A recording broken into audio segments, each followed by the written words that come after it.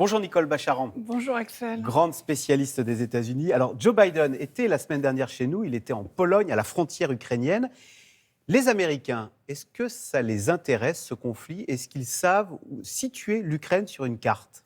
Oh, pas tous, hein, il ne faut peut-être pas exagérer. C'est vrai que ça les intéresse.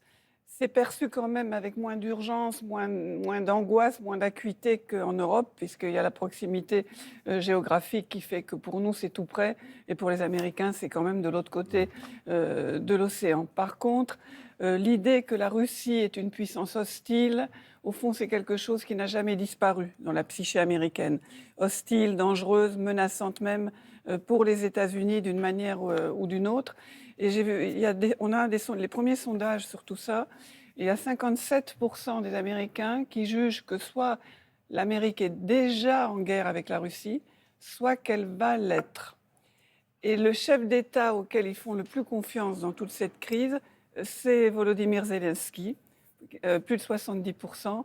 Emmanuel Macron, 55%. Emmanuel Macron a une bonne cote aux États-Unis de par sa gestion de cette crise Exactement, ukrainienne. de par le fait qu'il essaye, en tout cas, beaucoup. Ouais. Et Joe Biden, 48%. Alors Joe Biden, il a été très critiqué justement, en tous les cas en Europe, pour cette phrase qu'il a dite la semaine dernière.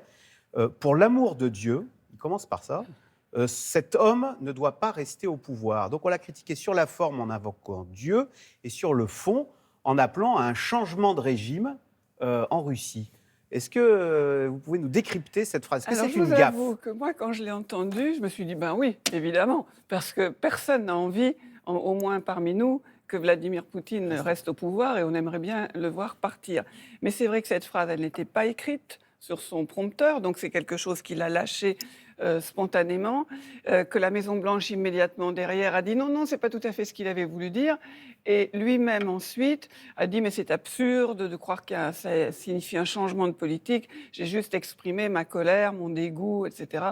Bon, un sentiment que l'on peut comprendre, mais c'est vrai que ça a jeté une forme de confusion parce que même si on peut le souhaiter, c'est pas au programme, le changement de régime, et que honnêtement, quand on parle changement de régime, les Américains ne sont pas innocents. C'est pas comme si c'était pas quelque chose qu'ils n'avaient jamais fait dans leur histoire. Voilà, c'était relais.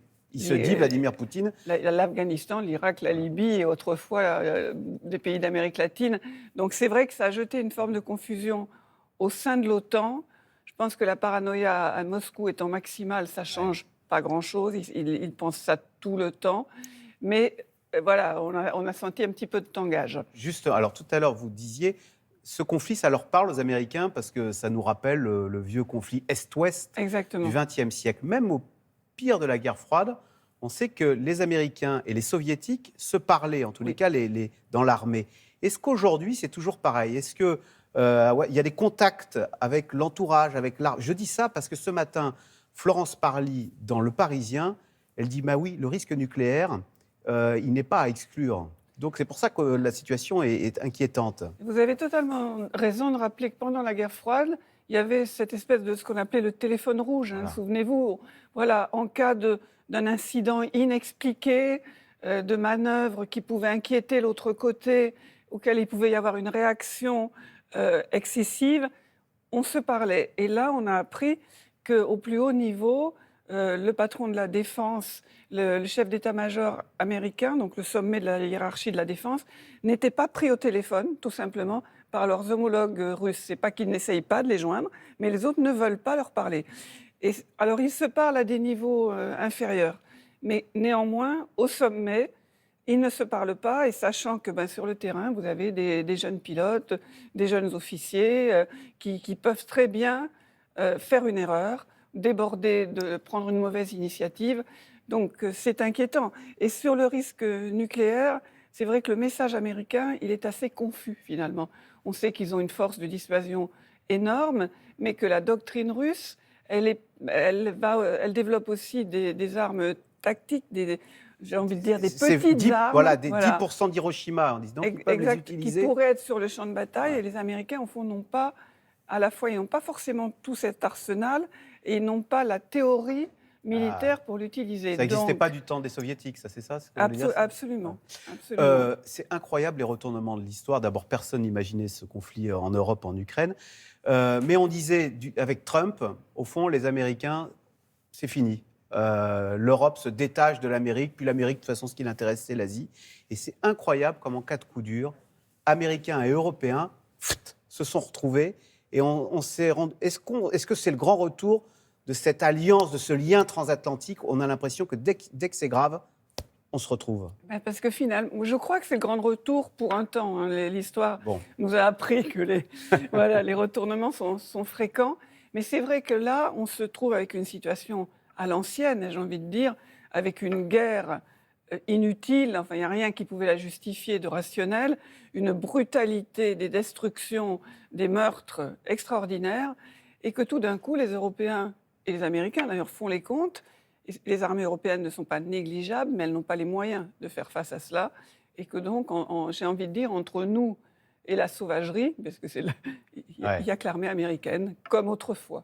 Ouais. Donc, ils sont de retour, c'est le grand succès de Vladimir Poutine, il a ressoudé l'OTAN, il a ressoudé l'Union européenne, il a ramené les Américains... Cet OTAN que Trump voulait quitter, il a ramené les Américains en Europe. Et c'est vrai qu'on est beaucoup à se demander qu'est-ce qui se serait passé si c'était Trump qui était au pouvoir.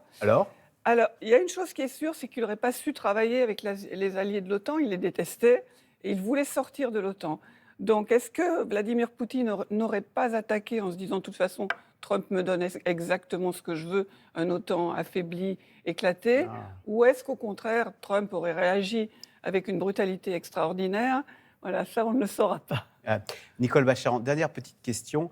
Le pétrole.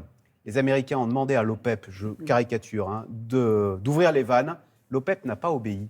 Est-ce que, au fond, on se rend compte qu'on est seul maintenant, l'Occident, et que le reste du monde nous fait un peu bande à part et dit, écoutez, ça c'est vos affaires, moi, l'Occident est tout seul dans cette affaire? Oui, je pense qu'on peut dire ça. Regardez la Chine, regardez l'Inde, regardez différents pays du Moyen-Orient, ils ont leurs intérêts qui ne concordent pas avec une opposition franche à la Russie.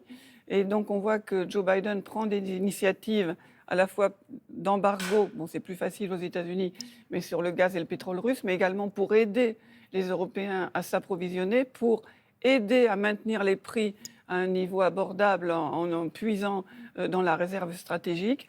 Mais on est dans un moment très manichéen de l'histoire, je trouve, les démocraties contre les pays autoritaires. Merci beaucoup, Nicole Bacharan. En tous les cas, Vladimir Poutine aura réussi à ressusciter ce lien transatlantique et à ressusciter l'OTAN. Merci. Merci à vous.